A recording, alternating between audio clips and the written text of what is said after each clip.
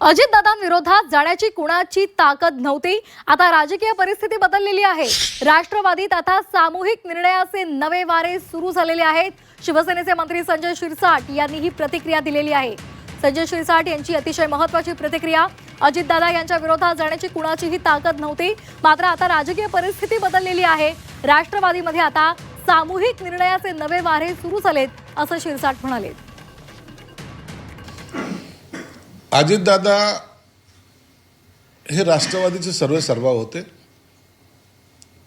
ते जे निर्णय घेतील त्याच्यावर कुणाचीही ताकद त्यांना क्रॉस करण्याची नव्हती, कोणत्याही नेत्याची नव्हती.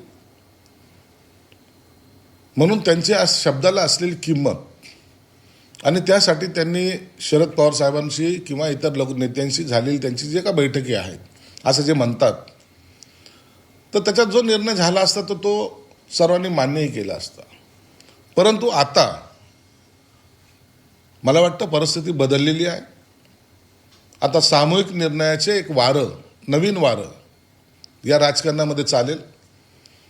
म्हणून कदाचित शरद पवार साहेबांनी आता याच्यात खंड पडेल अशी शंका व्यक्त केलेली आहे.